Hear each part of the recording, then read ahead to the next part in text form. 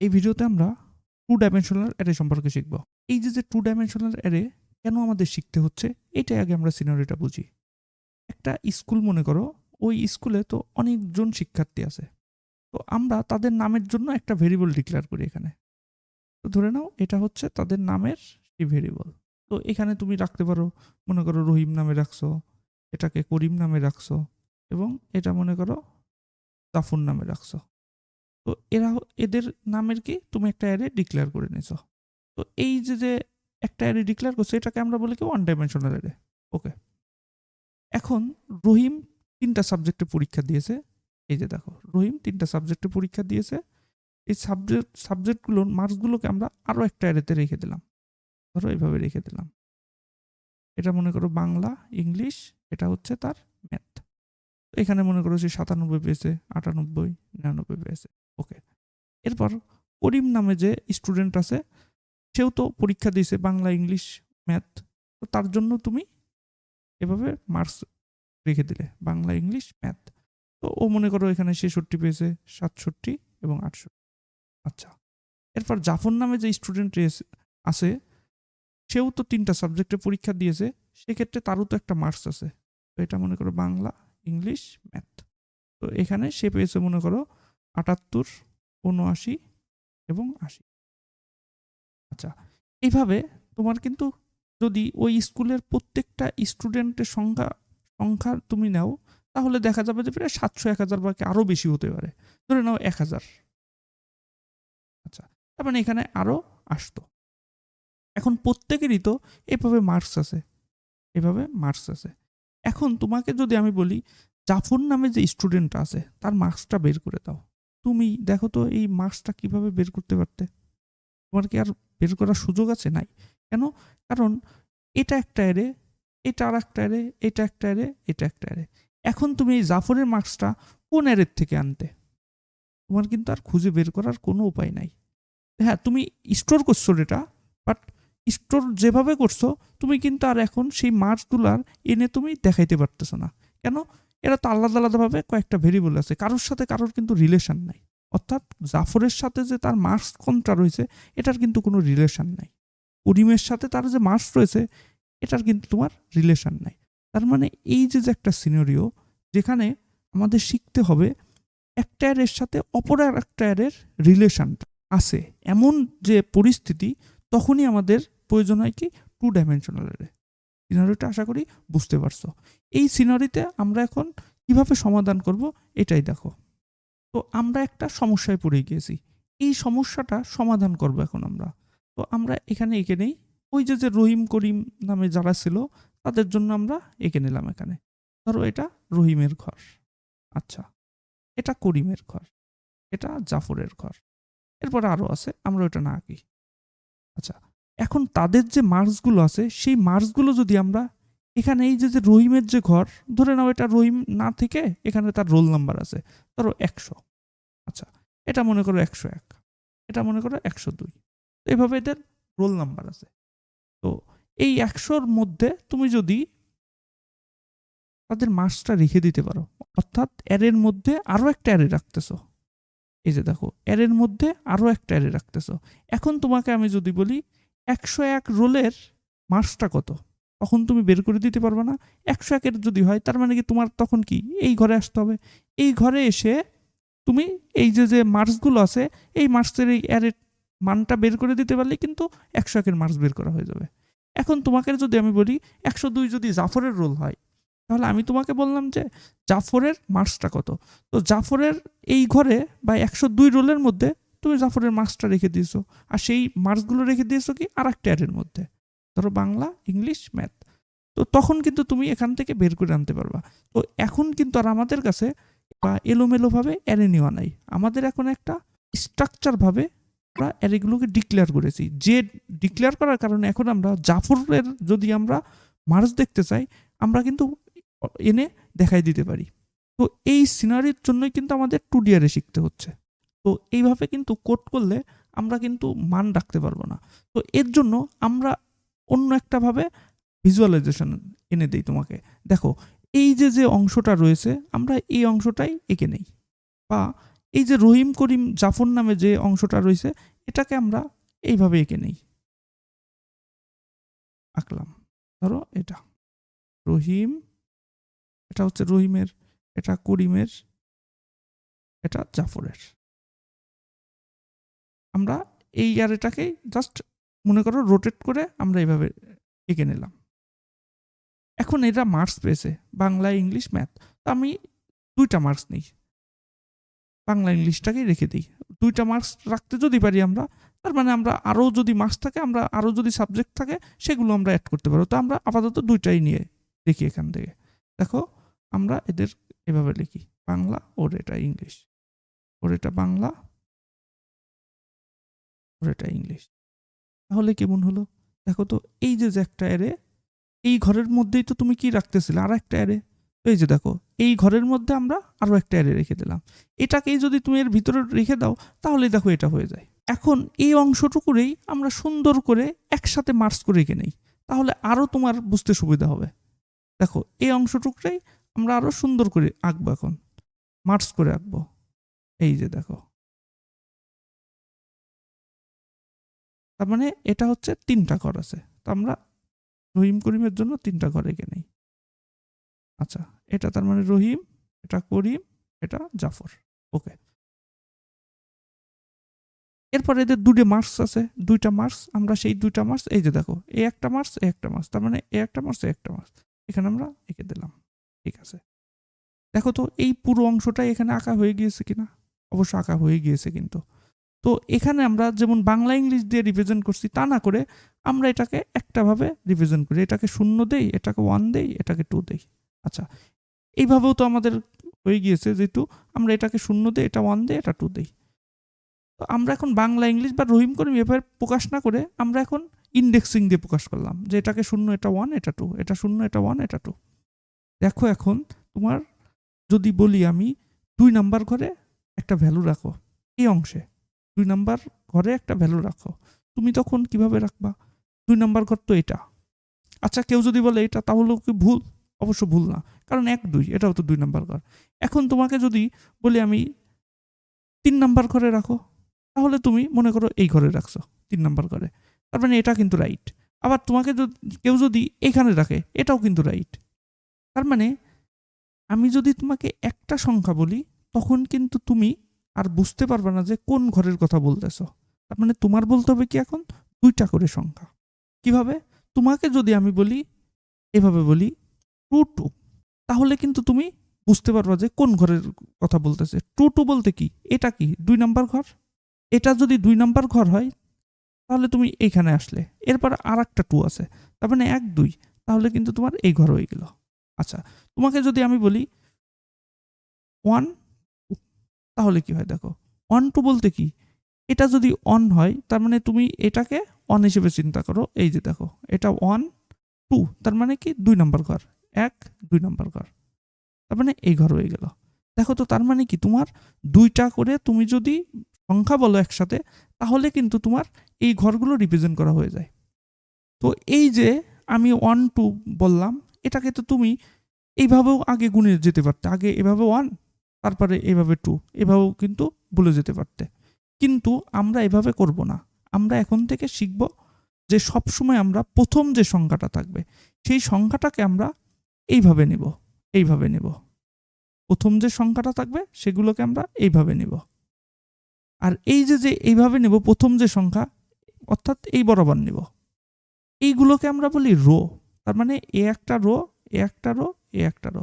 তার মানে 1 যখন বলছি তখন তোমাকে বলছি কি রো এর নাম। আচ্ছা, এই যে বরাবর আছে, এই বরাবর এই যে 2 বলছি আমি, এইগুলোকে আমরা কলাম হিসেবে চিনব। তার মানে এই অংশটা একটা কলাম, এই যে দেখো এই অংশটা একটা কলাম, এ একটা কলাম, এ একটা কলাম। তার মানে এইটা হচ্ছে কি আমাদের কলাম, এই বরাবর কলাম। তার মানে এইটা রো আর এইটা কলাম। তো এখন তোমাকে যদি আমি বলি 1 3, তার মানে কি 1 নাম্বার রোয়ের 3 নাম্বার কলামে যেতে হবে, 1 নাম্বার রোয়ের 3 নাম্বার কলামে যেতে হবে। তার মানে 1 নাম্বার রো কোনটা, রো কোন বরাবর হয়, এই বরাবর। তার মানে 1 নাম্বার রো বলতে কি, এটা 1 নাম্বার রোয়ের 3 নাম্বার কলাম। অর্থাৎ আমাদের তো এখানে 3 নাই, আমরা এখানে এভাবে লিখি 1 2 যদি দেই, তাহলে 1 নাম্বার রোয়ের 2 নাম্বার কলাম, 1 নাম্বার রোয়ের 2 নাম্বার কলাম, এই যে দেখো 2 নাম্বার কলাম, এটাই তো 2, তার মানে এটা। আচ্ছা, তো আমরা যদি এখন এই ঘরগুলোকে চিহ্নিত করি তাহলে দেখো কি হয়। আমরা 0 রোয়ের 0 কলাম, এটাই তো। আচ্ছা, এটার ঘরের ইন্ডেক্সিংটা কত হতে পারে? 0 রো, আচ্ছা, কত কলাম? 1 কলাম। আচ্ছা, এটার জন্য 0 রোয়ের 2, এটার জন্য কত? 1 রোয়ের 0তম কলাম। আচ্ছা, এটার জন্য বলতে পারি কি 1 রোয়ের 1তম কলাম, এটার জন্য বলতে পারি কি 1 রোয়ের 2তম কলাম। আচ্ছা, এটার জন্য কি বলতে পারো? 2 নাম্বার রোয়ের কত নাম্বার কলাম? 0 number column. আচ্ছা, এটাকে বলতে পারো কি 2 নাম্বার রোয়ের 1 নাম্বার কলাম। এই অংশ, এই ঘরটার নাম দিতে পারো কি 2 নাম্বার ঘরের, অর্থাৎ 2 নাম্বার রোয়ের 2 নাম্বার কলাম। দেখো তো তোমার প্রত্যেকটা ঘরের তোমার একটা করে ইন্ডেক্স চলে আসছে না? তো এখন যদি তোমাকে কেউ বলে যে টুটু ঘরে ডেটা রাখো, তাহলে তুমি কোন ঘরে যাবা? এই ঘরে যাবা না? টুটু ঘর বলতে কি এটা? তোমাকে যদি বলে কেউ অনন ঘরে যাও, তার মানে তুমি চলে যাবা কোথায়? অনন ঘরে। এটা তো আমরা চলে আসলাম ভিএস কোডে।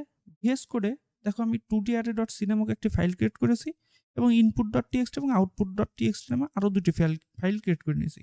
এখন এসএনআই দিয়ে কোড স্নিপেটটি নিয়ে আসি। আচ্ছা, এখন আমি এখানে একটা অ্যারে ডিক্লেয়ার করি। ধরো ইন্ট এ নামক একটা অ্যারে ডিক্লেয়ার করলাম, তার সাইজ দিলাম 3। এখন তুমি এইভাবে মান অবশ্যই রাখতে পারো। এর মধ্যে ধরো 1তম ইন্ডেক্সে ভ্যালু রাখতে পারো কত?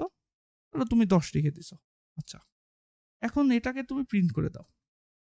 এরপর কমা দিয়ে কার ভ্যালু তুমি দেখাতে চাও? এর 1তম ইন্ডেক্সের ভ্যালু, এটা তুমি করতে। এখন তুমি কোডটাকে রান করো, দেখো এখানে 10 দেখা যাচ্ছে। তুমি যদি এখন 0তম ইন্ডেক্সের ভ্যালু রাখো, এই ভ্যালুটা কত? ধরো 100 রাখলে, 0তম ইন্ডেক্সের ভ্যালু, তাহলে কিন্তু তোমার 0তম ইন্ডেক্সের ভ্যালু এখানে 100 দেখা যাবে। এই যে দেখো 100 দেখা যাচ্ছে। 2d array শিখতেছি, সেক্ষেত্রে আমরা এখানে এঁকে নেই। কিছুক্ষণ আগে আমরা যেটা এঁকেছিলাম এটাই আবার এঁকে নেই এখানে। আচ্ছা, আর একটু বড় করে আঁকি। এটা 0 ইন্ডেক্স, এটা 1, এটা 2, এটা 0 1 2, এইগুলোর আমরা ইন্ডেক্সিং করেছিলাম কি? এটা 0 এটা 0, এটা 0 এটা 1, এটা 0 এটা 2, এটা 1 এটা 0, এটা 1 এটা 1, এটা 1 এটা 2। ওকে। আচ্ছা, এটা কত? 2, এটা 0, এটা 2, এটা 1, এটা 2, এটা 2। তো এই চিত্রটা কিন্তু আমরা কিছুক্ষণ আগে শিখে আসছি। তো এটার ইন্ডেক্সটা কত? 0 0, এটার ইন্ডেক্সটা কত? 0 1, এটার ইন্ডেক্স 0 2। তো এইটা তো তোমার অন ডিয়ারের জন্য তুমি এঁকেছিলে। এই যে কোডটা যে লিখছো এটা কিন্তু অন ডিয়ারের জন্য লিখেছিলে। এটা 0 ছিল, এটা 1, এটা 2। তার মানে তখন তুমি কিন্তু A3 বলতে এটা এই চিত্রটা বুঝতে। এখানে তুমি যে যখন A0 মধ্যে 100 রাখছিলে, তার মানে এখানে এভাবে ভ্যালুটা রাখছিলে। আমরা যদি এই 0 0 ইন্ডেক্সের মধ্যে ভ্যালু রাখতে চাই, তখন তোমার কিন্তু এই অ্যারেটাকে 2টা ভ্যালু দিয়ে ইনিশিয়ালাইজেশন করতে হবে। এখন তো একটা ভ্যালু দিয়ে আছে, তার মানে কি তখন তোমার 2টা ভ্যালু দিয়ে রাখতে হবে। তো এই চিত্র থেকে আমরা বুঝি কি এখানে রো আছে কয়টা? 3টা। তার মানে এখানে আর সমান আছে 3টা। কলাম আছে কত? 1 2 3, তার মানে এটা 3। তার মানে এটা হচ্ছে 3 ইন্টু 3 টাইপের ম্যাট্রিক্স বলতে পারি আমরা, 3 ইন্টু 3 ম্যাট্রিক্স। আচ্ছা, আর একটা ভ্যালু নিতে হবে, তার মানটা হচ্ছে কত? 3। আচ্ছা, এই যে যেহেতু 3 ইন্টু 3 আমাদের লেখছি, আর মানে কি 3, সি হচ্ছে 3, রো 3টা কলামও 3টা, এখানে তুমি এটা লিখে নিলে। এখন দেখো এখানে তার মানে কি তুমি যখন ভ্যালু রাখবা, তুমি কি আর 0 ইন্ডেক্স করে রাখতে পারবা না? তোমার এখন কি রাখতে হবে? 2টা করে ভ্যালু নিয়ে। তার মানে এখন যদি তুমি 0 0 ঘরে রাখতে চাও, এভাবে রাখতে হবে। এখানে এই যে দেখো, তার মানে এই যে 0 0 হয়ে গেছে, এই 0 0 হচ্ছে কোন ঘর? এই ঘরটা। এখানে তুমি এখন 100 রাখছো। আউটপুটে যদি তুমি আবার দেখাইতে চাও, তার মানে কি এই ঘরের মানটাই তো দেখাইতে চাও, তার মানে তোমার এখানে আর একটা মান দিতে হবে 0 0। এই যে দেখো, এখন তুমি 100 না দিয়ে মনে করো অন্য একটা সংখ্যাটা 10 রাখলে, দেখো রান করে দাও, দেখো এখানে 10 দেখা যাবে। এই যে দেখো 10। এটাকে আমরা কপি করি, আমরা প্রত্যেকটা ঘরে এখন মান রাখবো। রাখলে এবার আমরা ইন্ডেক্সিং করে দিই এখানে, মানে এটা 1, এটা 1, এটা 1। আচ্ছা, এটা কি 1, এটা 2, 0, এটা 1, এটা 2। এটা কত? এটা তো 2, এটা 2, এটা 2, এটা 1, এটা 2। এখন আমরা মান রাখি। ধরো প্রথম ঘরে 10 রাখছো, পরের ঘরে 20, এটা 30, এটা 40, এটা 50, এটা 60। এখানে এটা 70, এটা 80 এবং এটা 90। এভাবে তুমি রেখে দিলে। তারপরে এখানে রাখছো 10, এখানে 20, এখানে 30, এখানে 40, 50, 60, 70, 80, 90 এভাবে। এখন তুমি যদি আউটপুটও দেখতে চাও, তার মানে কি করতে হবে তোমার? এখানে 0, এটা 0, তার মানে এই ঘরের তখন তুমি মানগুলো দেখতে পাবা। তার মানে এই ঘরের মান। এইভাবে যদি তুমি প্রত্যেকটা ঘরেরই আউটপুট দেখতে চাও, তাহলে তোমার এভাবে লিখতে হবে। আমরা আগে এভাবে লিখে নেই, ঠিক আছে? তার মানে 0, 0, এটা তোমার 1, এটা 2।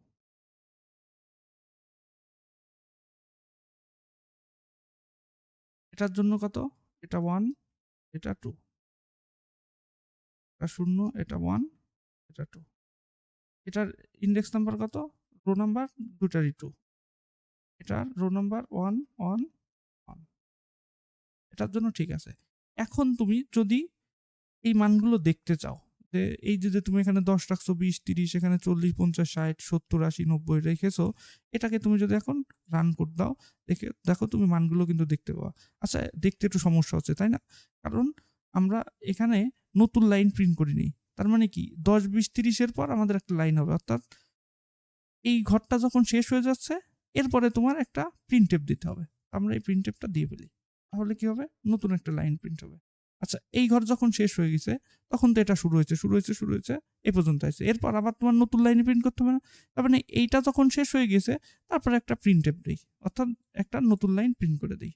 এই যেখানে প্রিন্ট করে দিলাম। এখন কোডটাকে রান করো, তাহলে কিন্তু এখানে যেভাবে ইনপুট দিয়েছিলে, দেখো সেভাবে কিন্তু আউটপুট আছে। এই যে এই কাজটা কিন্তু আমরা করে ফেলছি। তার মানে আমরা এই পুরো অংশটুকরে আমরা কিন্তু এভাবে মান দ্বারা রিপ্রেজেন্ট করতে পারছি। আচ্ছা, একটা জিনিস খেয়াল করো তো, এই যে আমরা এখানে মানগুলো ডিক্লেয়ার করছি, এখানে যদি আমাদের 100টা অ্যারে হতো, 100 না হয় 1000 অ্যারে হতো, তাহলে কি আমরা এভাবে মান রাখতাম? অবশ্য না।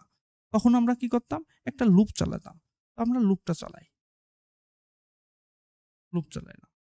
ওকে, এখানে আমরা আই নামক একটা ভেরিয়েবল নিলাম, তার মধ্যে শূন্য ইন্ডেক্স থেকে শুরু করলাম। এরপর আই লেস দেন কত পর্যন্ত চলবে? এর সাইজ পর্যন্ত চলবে, লিখে দিলাম আই প্লাস প্লাস। এখন এই লুপটা চলবে কিভাবে? 0, 1, 2, এরপরে কি 0, 1, 2 এভাবে চলতো, 0, 1, 2 এভাবে করে চলবে। তো আমাদের তো এখানে দেখো, এই যে প্রথম যে লুপটা রয়েছে, এটা তো রিপ্রেজেন্ট করবে কি? এই অংশটা, এই ঘরটাকে রিপ্রেজেন্ট করতেছে। তার মানে তোমার কি শূন্যতে থাকা অবস্থায় তোমার আবার যেতে হবে কোথায়? 2 পর্যন্ত যেতে হবে। শূন্যতে আবার অনে যখন তুমি থাকবা, আবার তোমার 2 পর্যন্ত যেতে হবে। তার মানে এই লুপটা চলা অবস্থায় তোমার আর একটা লুপ তোমার তৈরি করতে হবে। সেই লুপের কাজ হচ্ছে এই 0, 1, 2 এটা প্রিন্ট করা। সেই লুপের কাজ হচ্ছে 0, 1, 2 প্রিন্ট করা। তার মানে আমরা সেই কাজটাই করে ফেলি। তাহলে এখানে ফর লুপ দাও, যেহেতু আগের বার আমরা আই ইনিশিয়ালাইজেশন করছি ভেরিয়েবল হিসেবে, এখন আমরা আর একটা ভ্যালু নিলাম জে। ওকে, এরপর যে লেস দেন কত পর্যন্ত চলবে? এটাও 3 পর্যন্ত চলবে। আচ্ছা, এখন দেখো তুমি এখানে কি করতে, যদি তুমি প্রিন্ট করো, শুরুতে আমরা প্রিন্ট করি, ধরো এই যে এটাকে নিলাম। আচ্ছা, এখন কি আর শূন্য লিখবো আমরা? না, এই শূন্য রিপ্রেজেন্ট করতেছে কোনটা? আয়ের যে মানটা, এটাই তো শূন্য রিপ্রেজেন্ট করতেছে। এখানে তুমি আই লিখলে, এরপর এই যে জে এর যে ভেরিয়েবলটা, এটা রিপ্রেজেন্ট করতেছে কাকে? এটাকে। তার মানে এটা হবে কি আর তখন জে। ঠিক আছে, তাহলে কিন্তু আমাদের প্রিন্টের এই অংশটুকু হয়ে গেছে। তো আমরা এখন এটাকে কেটে দিয়ে আমরা প্রিন্টের এটাকে মুছে দিয়ে এখানে বসিয়ে দিই, দিলাম বসিয়ে। ওকে, এখন তুমি কোডটাকে রান করো, দেখো ঠিক আগের মতো হয়ে গেছে মান। কারণ কি? কারণ তুমি ওই যে নতুন লাইন প্রিন্ট করো নাই। নতুন লাইন প্রিন্ট হবে কখন? যখন তুমি 0 3 বার যাচ্ছে, দেখো 0 0 0, অর্থাৎ এই লাইনটা যখন শেষ হয় তারপরে তুমি কি করো, একটা নতুন লাইন প্রিন্ট করো। তার মানে সেই লাইনটা যে শেষ হচ্ছে সেটা আমরা বুঝবো কি করে, এই লুপটা যখন শেষ হয়েছে তারপরেই তো তোমার নতুন আর একটা লাইন তৈরি হয়। তো এই লুপটা শেষ হওয়ার পরে আমরা আর একটা প্রিন্টএফ দিয়ে দিই, এখান থেকে নতুন লাইন প্রিন্ট করবে। এটা করে ফেললাম। তো এখানে আমরা কি করব, এগুলো তো লাগবে না, আমরা এখানে নতুন লাইনের জন্য \n দিয়ে দিলাম। এখন তুমি কোডটাকে রান করো, দেখো ঠিক আগের মতো চলে আসছে। এই যে এটার কাজ হচ্ছে কি, প্রিন্ট করা, তার মানে এটা প্রিন্ট করা। ওকে, এখন তোমাকে যদি আমি বলি স্ক্যান করো, অর্থাৎ ইউজার তোমাকে মান দিবে, সেই মানগুলো তুমি স্ক্যান করে নেবা। স্ক্যান করা মানে কি, এই যে ইউজার এখানে ভ্যালু দেবে, আমরা সেই ভ্যালুগুলো আমরা নিয়ে নেব। তো এই যে মনে করো ইউজার দিছে প্রথমে 10, তারপরে 20, তারপরে 30, 40, 50, 60, 70, 80, 90, এভাবে মনে করো দিছে। তাহলে আমরা এই ভ্যালুগুলো স্ক্যান করব কিভাবে? অবশ্য আমরা পুরো এইটাই করব, এই সেম কাজটাই তো করব। সেম কাজটাই আমরা কি করতে পারি, এখানে প্রিন্টএফের পরিবর্তে জাস্ট এখানে স্ক্যানএফ লিখে দিই, এনএফ, স্ক্যানএফ দিয়ে দিলাম। আচ্ছা, এখন আমরা এখানে কি করি, সেন্টেন্স ডি, এবং এখানে আমাদের একটা রেফারেন্স চিহ্ন দিয়ে দিতে হয়। এইগুলো কি আর আমাদের প্রয়োজন আছে? নাই, কারণ আমরা এই পুরো কাজটা এখন লুপের মাধ্যমে করা শিখে গিয়েছি। স্ক্যানে এই ক্ষেত্রে আমরা এটা মুছে দিতে পারি, এই কাজের আমাদের আর প্রয়োজন নাই। এখন দেখো লুপের মাধ্যমে আমরা কিন্তু স্ক্যান করতেও পারি, সেক্ষেত্রে আমরা আউটপুটটাকে মুছে দিই, কোডটাকে রান করো। দেখো আউটপুট কিন্তু এখানে চলে আসতেছে। কেন এই প্রিন্টে আসছে? কারণ আমরা তো এখানে নতুন একটা লাইন প্রিন্ট করে দিয়েছি, আমাদের তো স্ক্যান করার সময় আমাদের তো নতুন লাইন প্রিন্ট করার প্রয়োজন নাই, এটাকে মুছে দিলাম। এখন তুমি কোডটাকে রান করো। ওকে, এই যে দেখো যেভাবে তুমি ইনপুট দিয়েছিলে ঠিক সেমভাবে কিন্তু তুমি আউটপুট দেখতে পাচ্ছ। তো আমরা কিন্তু ইউজারের কাছ থেকে এইভাবে মানগুলো নিয়ে সেই মানগুলো আবার কি প্রিন্ট করেও দেখতে পেলাম। তো আমরা কিন্তু 2DR শিখে গিয়েছি। এখন আমরা আর একটা কাজ করতে পারি। দেখো এখানে আমরা স্ট্যাটিকভাবে 3 লিখেছি, এখানে স্ট্যাটিকভাবে 3, এখানে যে ভ্যালুগুলো আছে এখানে দেখো আমরা স্ট্যাটিকভাবে বসিয়ে রাখছি। তা না করে আমরা ইউজারের কাছ থেকে এই মানগুলোও নিতে পারি।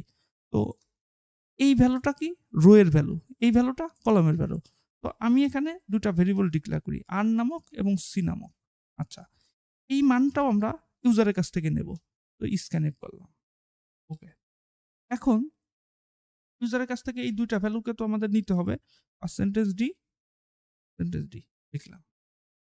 প্রথম যে ভ্যালুটা দেবে আর নামক ভেরিয়েবলের মধ্যে স্টোর করব, পরে ইউজার যে ভ্যালুটা দেবে সেটা কি কলাম নামক বা সি নামক ভেরিয়েবলের মধ্যে স্টোর করলাম। ওকে, এখন আমাদের কিন্তু আর এবং সি এর ভ্যালু চলে আসছে, তার মানে এটা আর আর এটা সি চলে আসছে কিন্তু। ওকে, এখন এই লুপটা চলবে কিভাবে? এইভাবে স্ট্যাটিক ভাবে না, আমরা তখন কি করব, এই লুপটার কাজ হচ্ছে কি রোটাকে প্রিন্ট করা। তার মানে এটা হচ্ছে ততক্ষণ পর্যন্ত চলবে অ্যারের যত সাইজ, অর্থাৎ এই যে রো এর যত সাইজ ও কিন্তু চলবে তত পর্যন্ত। তার মানে 3 পরিবর্তে এখানে আর লিখে দিলাম। প্রিন্ট হবে কত পর্যন্ত, রো এর যত সাইজ তত পর্যন্তই প্রিন্ট হবে। এই যে দেখো আর এটার কাজ কি, কলামকে প্রিন্ট করতেছে, তার মানে কলামের যত সাইজ ও কিন্তু ততটাই প্রিন্ট করবে। এই যে দেখো কলামের সাইজ, এই যে আমরা প্রিন্টও করলাম কি। ওকে, এখন এই যে ভ্যালুটা ইউজারের কাছ থেকে তো আমাদের নিতে হবে, তো আমি এখানে নিয়ে নেই। ধরো প্রথমে ইউজার দিল 3, এরপরে রোর ভ্যালু দিল 3। ওকে, এই যে দেখো 3 3। এখন তুমি কোডটাকে রান করো। তার আগে আমি এটাকে মুছে দিই, নাহলে বুঝতে পারবে না। এইটাকে রান করলাম, দেখো সেম ভাবে আমাদের চলে আসছে আউটপুট। তার মানে ইউজারের কাছ থেকে আমরা ডাইনামিকভাবে রো এর ভ্যালু নিতে পারি এবং কলামের ভ্যালু নিতে পারি। আচ্ছা, আমি এখন মনে করো 3টারও 4টা কলাম করি। এই যে দেখো 3টারও 4টা কলাম, এখানে আমি এখানে একটা ভ্যালু দিয়ে দিই। মনে করো এখানে ভ্যালু দিলাম 5, পরেরটাই ভ্যালু দিলাম 6 দিলাম, এবং এরপরে আর একটা দিলাম 7। দেখো তো এই ভ্যালুটা এখন আসে কিনা, আমরা এটাকে রান করি। এই দেখো 5 6 7 চলে আসছে। তার মানে আমরা কিন্তু ডাইনামিকভাবে ভ্যালুগুলো নিতে পারতেছি। আচ্ছা, তোমাকে এখন বলে দিল 2 নাম্বার রোতে যারা আছে কেবল তাদেরকে প্রিন্ট করতে। আচ্ছা, 2 নাম্বার রো কোনটা? এই যে দেখো এটা হচ্ছে 0 রো, এটা 1, এটা 2। তার মানে 2 নাম্বার রো এর যারা আছে তাদেরকে প্রিন্ট করে দেখাইতে, এইটা প্রিন্ট করে দেখাইতে 70 80 90 শুধুমাত্র এটা প্রিন্ট করতে হবে। আচ্ছা 2 নাম্বার রো এটা রিপ্রেজেন্ট করতেছে কে?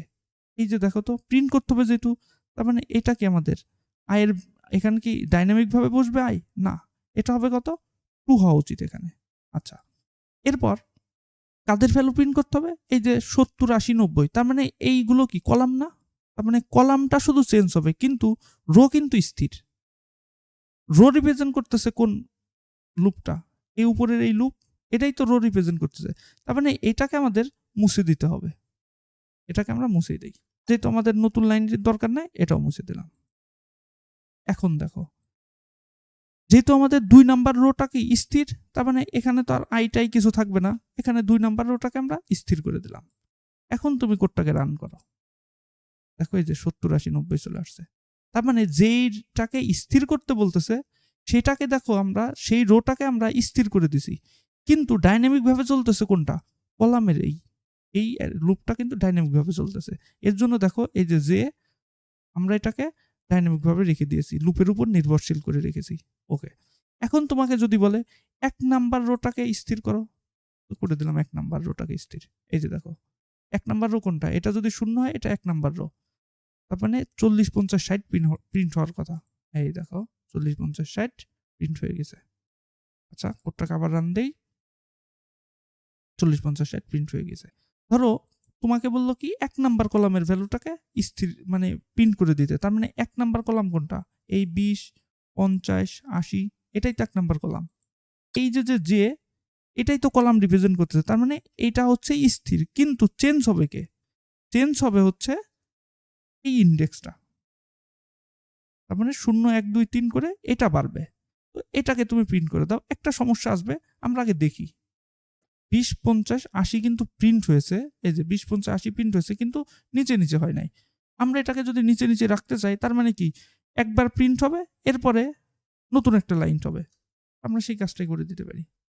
প্রিন্টএফ নতুন একটা লাইনের জন্য কি করবো? Backslash n। ওকে, এখন তুমি কোডটাকে রান করো, তাহলে কিন্তু 20 50 80 এভাবে প্রিন্ট হয়ে যাবে। এই যে দেখো 20 50 80 প্রিন্ট হয়ে গেছে। এখন তোমাকে যদি বলা হয় যে এই কলামটাকে তুমি স্থির রাখো, অর্থাৎ 0 1 2 নাম্বার কলামকে স্থির রাখতে, তার মানে এই যে 2 নাম্বার কলামটাকে আমরা স্থির রেখে দিলাম। এখন কোডটাকে রান করো, এই যে দেখো 2 নাম্বার কলাম আছে কি 30 60 90, এই যে 30 60 90, এটা কিন্তু আমাদের প্রিন্ট হয়ে গিয়েছে। তো আমরা এইভাবে 2D অ্যারে কিভাবে কাজ করে এটা কিন্তু আমরা শিখে গেলাম।